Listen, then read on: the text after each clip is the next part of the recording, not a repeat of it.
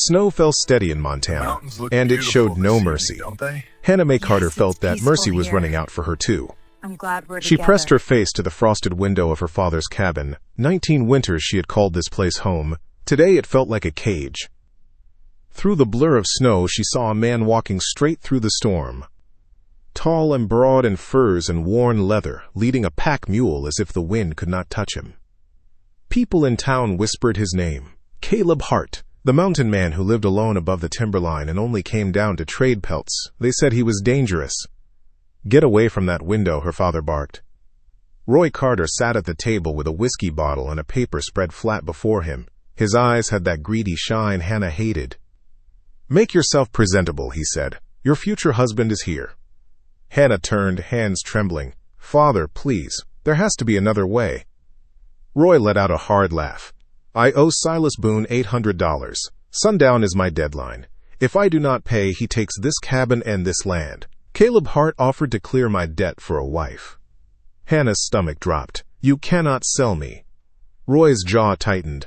"I can, and I will. Sheriff Harlan says the law is on my side. Until you are wed, you are mine to place where I choose."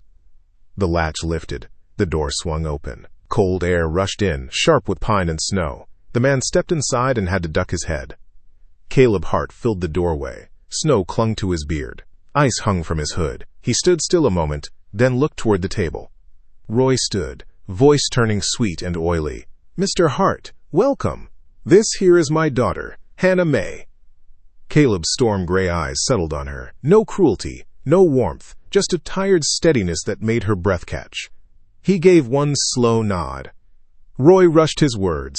"She can read, she can add numbers, she can cook and sew." Caleb reached into his coat and pulled out a leather pouch. He set it on the table with a heavy thud. "800, he said. His voice surprised Hannah. Deep, yes, but calm, like distant thunder. Roy counted fast, eyes gleaming. "All here. Just need your mark on the paper." Hannah stepped forward. "No, I will not sign. You cannot force me." Roy's face darkened. "You will do as you are told." Hannah turned to Caleb, desperate. "You do not want an unwilling wife. Walk away." Caleb held her gaze. Then he picked up the pen. His big hand moved with careful control as he signed his name in neat letters. "The debt is paid," he said. "She comes with me." Hannah felt the room tilt. Roy pointed toward the back. "Take only what you can carry."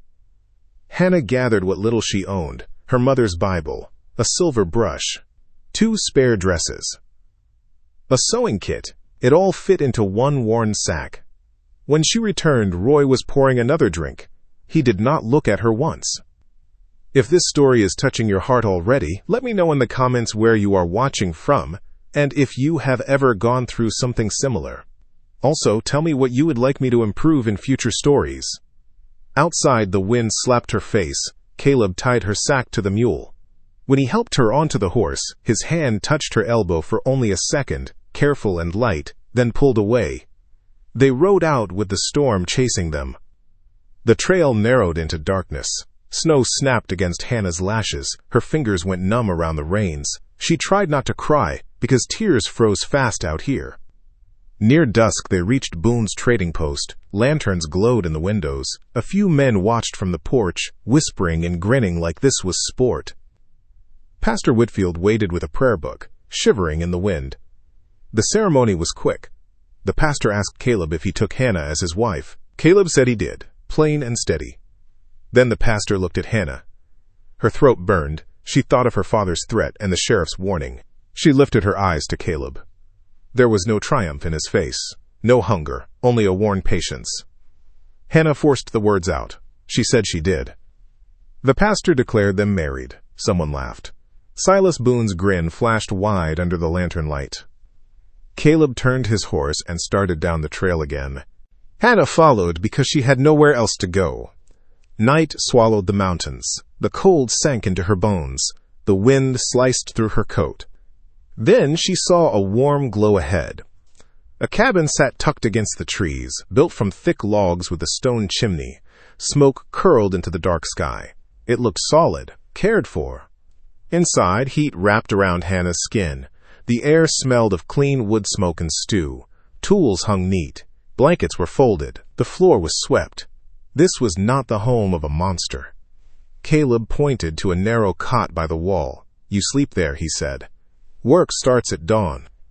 He set a bowl of venison stew in front of her, then ate his own in silence. His quiet was not sharp. It was guarded. Later, Hannah lay stiff under a thin blanket as the wind rattled the roof. Fear crawled up her spine. She waited for the moment the stories were true. Footsteps crossed the floor.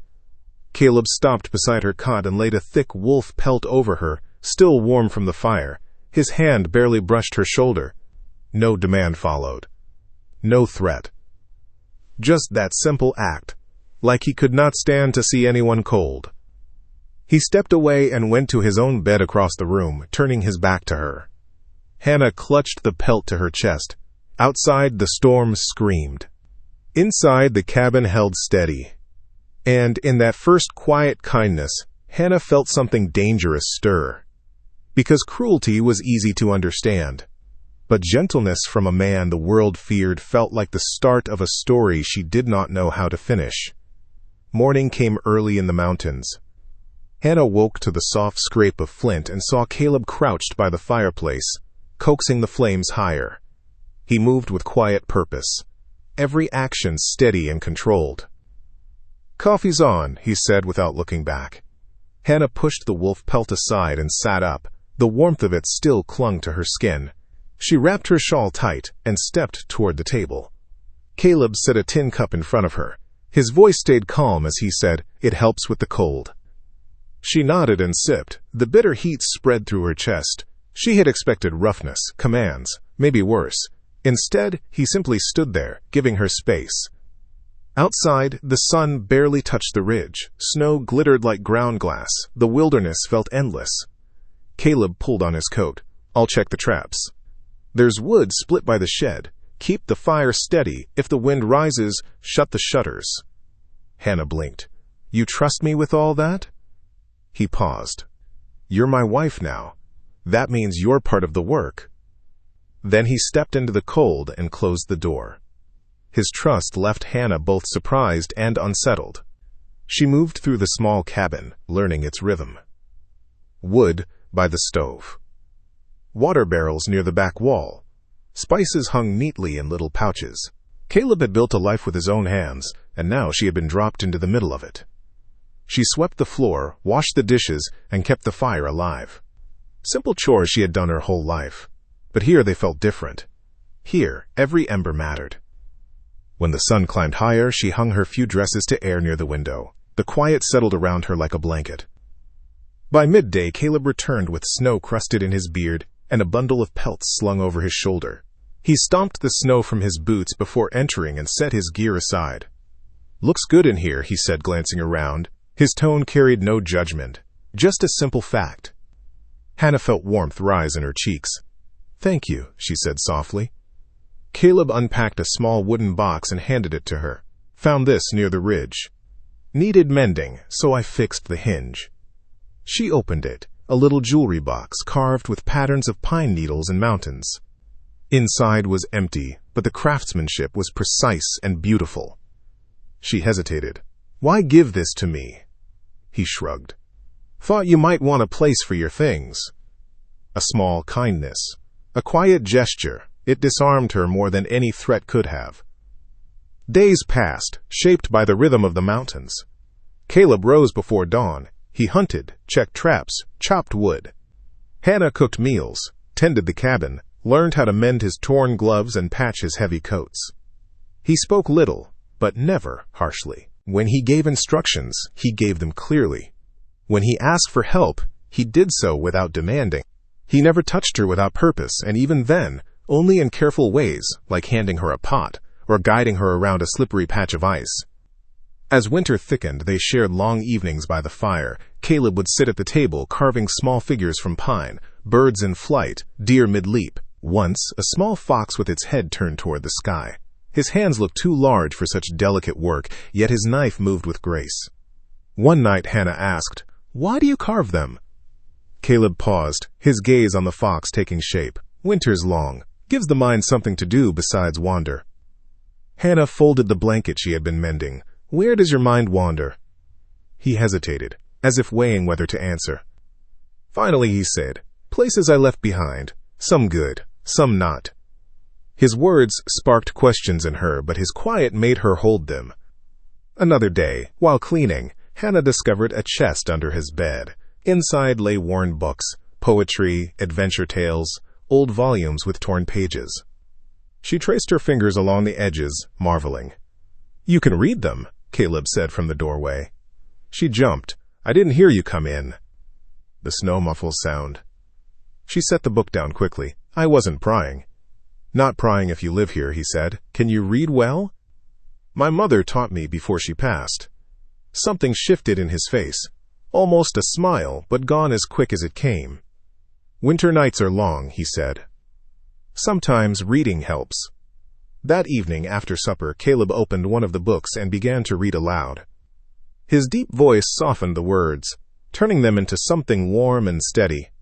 The firelight painted gold across his cheekbones and beard. Hannah listened, her heart catching on the gentleness she heard beneath his rough exterior. The next night, she read to him. Her hands shook at first, but Caleb listened without judgment. His quiet attention made her feel seen in a way she had never known. A blizzard hit a few days later. Wind screamed against the walls. Snow buried the windows. They were trapped together for 3 long days. Caleb worked to reinforce the shutters, then carved while Hannah mended clothes. Their silence became comfortable, almost warm. One evening, Hannah slipped on the icy floor and twisted her ankle. Pain shot up her leg and she fell hard. Caleb was beside her instantly. Let me see, he said. His hands were gentle, holding her ankle like something fragile. He wrapped it with cloth, tightening just enough. You're not a burden, he said when she apologized. You're my wife. The words were plain, but they settled deep into her chest. The days thickened with snow, but the cabin grew warmer in its own way. Hannah grew to understand Caleb through the quiet details, the way he knocked snow from his boots, the way he kept her side of the cabin warmer with extra firewood, the way he stepped back when passing her, giving her space. Yet questions still lingered. Why had he agreed to marry her? Why had he paid a stranger's debt for a woman he didn't know? One night, she finally asked. Caleb's eyes stayed fixed on the fire. Hadn't planned on a wife. Silas Boone came to me, said a girl was going to be sold to the mining camps if no one paid her father's debt. Hannah's breath caught. I know what happens to women there, Caleb said quietly. I wasn't going to let that be your future. She stared at the fire, tears filling her eyes. So you saved me. He shook his head lightly. I made a trade, that's all. But she saw the truth. His gentleness wasn't weakness. It was strength born from storms she didn't yet know. As winter deepened, so did the bond forming between them, a bond unspoken but growing like fire beneath ash. Hannah wasn't sure when it happened, but one evening, when Caleb handed her a freshly carved wooden sparrow, her heart lifted in a way she didn't understand. For you, he said simply. And in the quiet of that moment, something in her began to thaw, just like the frozen mountains outside. Spring did not arrive all at once in the mountains. It crept in slowly, hiding beneath late snows and cold mornings. But Hannah felt the change long before the ice melted. It lived in the quiet rhythm she and Caleb were building together, a rhythm she had never known she could share with another person. Each day began with Caleb tending the fire and checking traps, while she cooked breakfast and swept the cabin.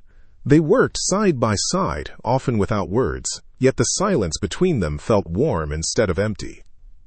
Hannah began humming old tunes while she cooked, and sometimes she caught Caleb listening, his expression softening just a little. One morning she stepped outside to gather snow for melting and found Caleb already splitting wood. The sharp crack of his axe echoed across the clearing. His breath puffed in the cold air. When he noticed her watching, he paused and lowered the axe. Ankle feeling better? He asked. Much better, thanks to you, she said. He gave a small nod, then lifted another log. Hannah watched the way he worked, steady and controlled. She wondered what life had shaped him into, a man who moved like a storm that learned how to be gentle. Later that week, while cleaning the small pantry, she found a tin box filled with dried berries Caleb must have picked the summer before. She surprised him that night by making a simple berry bread. When she set it on the table, his eyes widened slightly. "You made that?" he asked. She nodded, suddenly shy, thought it might be nice. Caleb cut a slice and tasted it. For a moment he didn't speak. Then he said, "Good, really good." Something warm bloomed in her chest. His praise, though quiet, meant more than any compliment she had received before. As winter loosened, Caleb began teaching her small skills for survival: how to read animal tracks, how to tie certain knots, how to handle a rifle safely. One afternoon he stood behind her as she aimed at a fallen stump. "Breathe steady," he said. "Let the rifle settle before you fire." His voice was low, reassuring. She pulled the trigger. The sound cracked through the trees, sending a flock of birds soaring into the sky. "You hit close," he said. "Not bad for a first try." Hannah laughed, startled by her own excitement. She felt proud, capable, seen. That night, as she watched him carve by the fire, she finally asked a question that had been growing inside her. "Caleb, why do you live alone up here?" His knife slowed. For a long moment, he didn't answer. Then he set the carving aside. "Some men choose the mountains," he said. "Others end up here because there's nowhere else left to go." She waited, sensing there was more. "I used to work down in the valley, had friends. Had a life," he said. "But people can turn on you fast when hardship comes. Lost folks I cared about." After that, the quiet felt safer. Hannah felt her heart shift. Caleb wasn't a mystery made of stone. He was a man who had carried loss into the wilderness and learned to survive it. "I'm sorry," she said softly. He nodded without meeting her eyes. "You don't have to be." The next morning the weather turned rough. Gray clouds gathered, a cold wind cut through the trees. Caleb went to check traps before the storm hit. Hannah spent the day inside sorting supplies. But as daylight faded and Caleb still had not returned, worry pricked at her chest. She wrapped a shawl around her shoulders and stepped outside. Snowflakes drifted from the sky. The forest felt too quiet. "Caleb," she called. Nothing. Fear tightened her throat. She grabbed a lantern and followed the path he usually took. The wind rose, tossing snow into her face. She pushed forward, her heart thundering. Then she saw tracks in the snow, deep, heavy. Something larger than a man had passed through. A shiver ran down her spine. Caleb's voice echoed faintly through the trees. "Hannah, stay back!" She froze. The shadows shifted, and a large shape moved between the pines. A bear. Caleb stepped from behind a rock, trying to draw it away. He looked calm, but she could see the tension in his stance. "Hannah, go!" he shouted. But she couldn't. She lifted the lantern high and waved it toward the bear. The sudden burst of light startled it. The animal backed away, snorting, then lumbered off into the trees. When it was gone, her legs nearly gave out. Caleb rushed to her side. "You shouldn't have come out here," he said, grabbing her shoulders. "You're in danger," she whispered.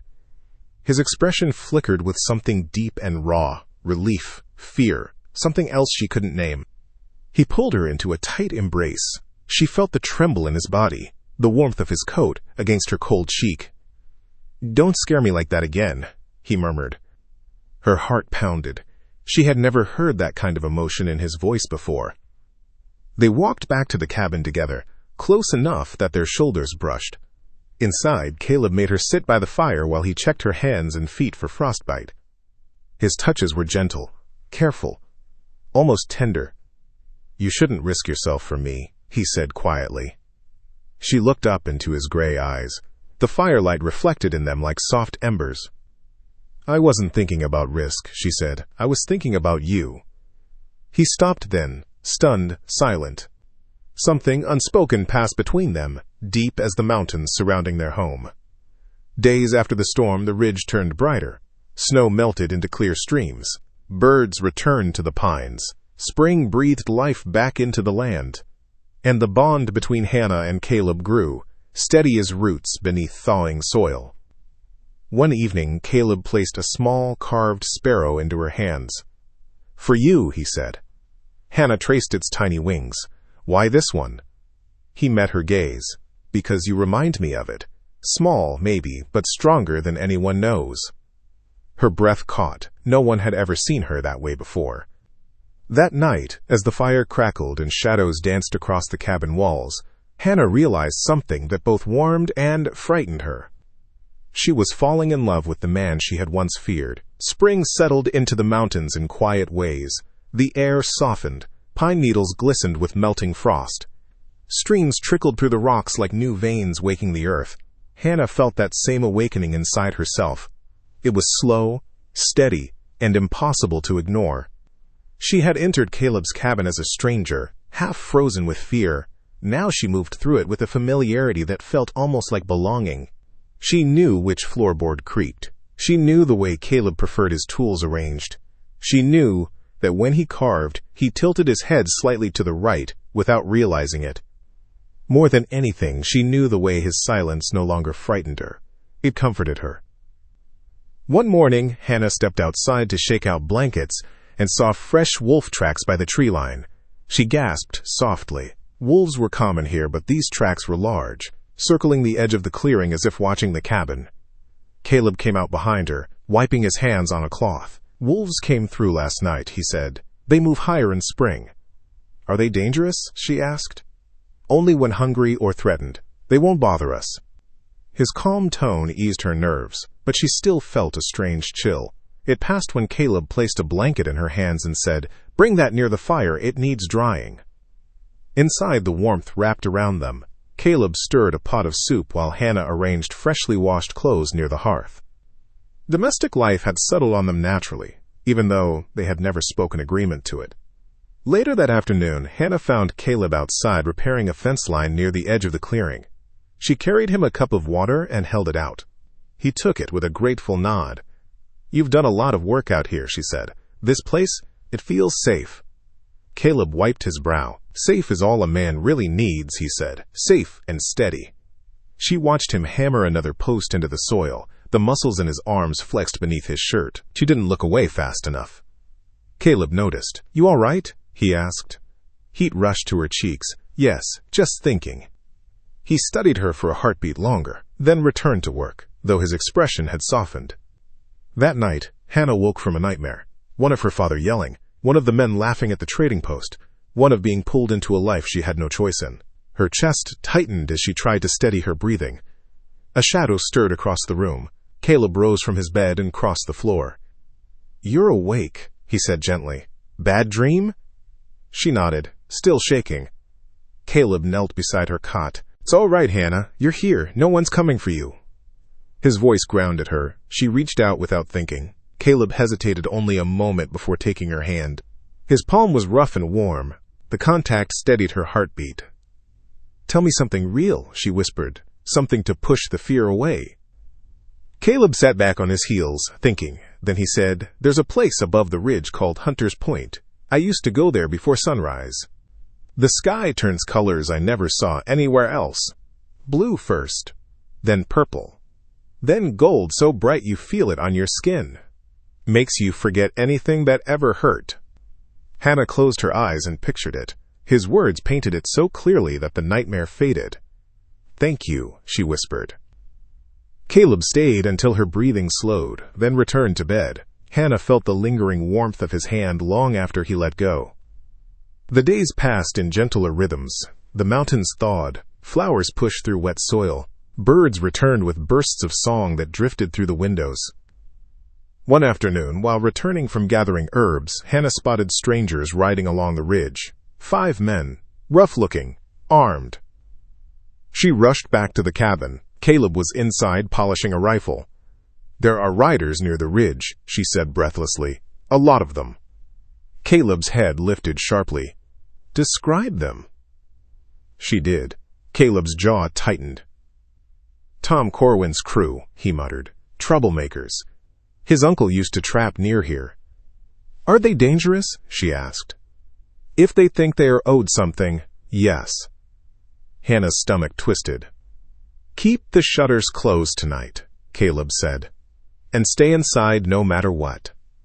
The sky darkened as evening fell. They bolted the doors and sat by the fire, but neither read or carved. Caleb kept glancing toward the windows. Hours passed. Just when Hannah began to relax, horses thundered into the clearing. Voices shouted, doors pounded, wood creaked under fists. Hannah flinched. Caleb stood, calm but stern. "Stay here." He stepped outside. The cold rushed in before the door shut. Hannah crept to the window and peered through a crack in the shutter. Tom Corwin, young and angry, sat tall in his saddle with a stolen badge pinned to his vest. "You got a woman here," Tom shouted. "She's bewitched you, mountain man. Folks say she killed for money. You're harboring a criminal." Caleb faced them with steady resolve. "She's done no such thing." Tom laughed cruelly. "You're blinded. I'll take her off your hands. Might even do you a favor." Hannah's heart hammered. Caleb stepped forward, rifle held but lowered. "You won't touch her," he said. Tom snarled and signaled. Two men dismounted, stormed the cabin, and before Hannah could run, they grabbed her arms. She kicked, fought, screamed for Caleb, but they tied her wrists and dragged her out. "Let her go," Caleb demanded, voice breaking into a dangerous calm. "Not until she confesses," Tom said smugly. "She bewitched you, mountain man. Got you thinking she's worth something." They took her to an abandoned shack near the trees. Inside, the walls shook from cold. Hannah trembled as fear wrapped tight around her. Outside, wolves howled. The sound rose and fell, echoing through the dark. The men stiffened. Tom shouted nervously, "Ignore them. Wolves don't bother people unless they're drawn by something." Hannah's breath caught. Wolves circled the shack. Their eyes glowed in the dark like spirits guarding the mountains. Then a voice cut through the night, calm, steady, deadly. "Tom Corwin, last chance. Let her go." "Caleb." The men scrambled. Tom reached for his gun. Before he could lift it, a wolf lunged and knocked it from his hand. Chaos exploded. Men ran. Wolves snapped and snarled but never touched Hannah. Caleb strode into the shack, rifle ready. "Hannah," he said, "come here." He cut the ropes from her wrists and pulled her into his arms. She felt his heartbeat pounding fast and strong. "None of this is your fault," he whispered. "I'm here. I'll always be here." She buried her face against him, tears soaking into his coat. They walked home with wolves pacing silently behind them, as if the mountains themselves were walking guard. That night, as Caleb cleaned the cut on her temple, Hannah whispered the words that had been growing inside her for weeks. "I love you." Caleb froze. His gray eyes lifted to hers, filled with something tender and breaking all at once. "I love you too, Hannah May, more than I ever thought I could love again." Spring unfurled fully across the mountains, painting the land with fresh greens and warm sunlight. The snow retreated into the highest peaks, leaving behind soft earth and new life. To Hannah, everything felt changed. The air tasted sweeter. The mornings seemed brighter. Even the shadows in the cabin looked gentler. Maybe it was because she was no longer surviving. She was living, with Caleb. Their bond had grown from quiet glances to shared smiles, from small kindnesses to trust, and from trust to a love deep and steady as the mountains themselves. Life on the ridge remained hard. They still woke early. There were traps to set, water to gather, wood to split, and food to prepare. But now they worked like true partners. Caleb asked her opinion on things he used to decide alone. Hannah discovered she enjoyed helping with the traps. She even learned to track animals nearly as well as he could. Some evenings they sat outside on the small porch Caleb had begun building just for her. He carved while she knitted. The world felt calm in those moments, as if the wilderness itself was giving them a blessing. One morning, Hannah found Caleb near the edge of the clearing repairing the old boundary fence. She approached quietly, enjoying the view of him working in the sun. When he noticed her watching, he straightened and gave her a rare, soft smile. "Fence should hold for another season," he said. "Storms won't knock it over this time." She stepped closer. "You always think ahead. I like that." Caleb brushed dirt from his hands, then reached out and tucked a loose strand of hair behind her ear. His touch lingered in a way that made her heart swell. "We have a future to plan now," he said. "Can't be leaving things to chance." The warmth in those words stayed with her all day. That night, with the fire glowing low, Caleb surprised her by taking her hand. "I want to show you something in the morning," he said, "above the ridge." "Is it far?" she asked. "Not too far," he said, "but it's worth every step." When dawn came, they packed water, bread, and a blanket. Caleb led her through trails thick with pine and blooming wildflowers. Birds fluttered overhead. The air grew cooler as they climbed. Hannah's legs ached, but with Caleb beside her, the climb felt easier. After nearly an hour, they reached a narrow ledge that opened into a wide overlook. Caleb stepped aside. "This is Hunter's Point," he said. "The place I told you about." Hannah walked forward. The view stole her breath. Mountains rolled endlessly in every direction, peaks and valleys painted in rising mist. The sky changed colors before her eyes, first blue, then purple, then gold, bright and gentle all at once. The sun lifted slowly, lighting the world like a flame being kindled by careful hands. Hannah felt tears prick her eyes. "It's beautiful," she whispered. Caleb stood close enough that his shoulder brushed hers. "I used to come here alone," he said. "Thought I'd never bring another soul up here." "Why me?" she asked softly. "Because you listened," he said. "Because you stayed. Because somewhere along the way you became the best part of my life." Her heart filled with a warmth that shimmered like the sunrise stretching over the peaks. She leaned into him, his arm wrapped around her. They stood together while the world woke below them. In the weeks that followed, their life grew even richer. Caleb added a small porch railing. Hannah planted a modest garden that flourished in the mountain's sun. She watched Caleb laugh more. He watched her grow braver. The wolves still appeared at times, quiet guardians at the edge of the trees. Caleb said they sensed when the mountains approved of someone.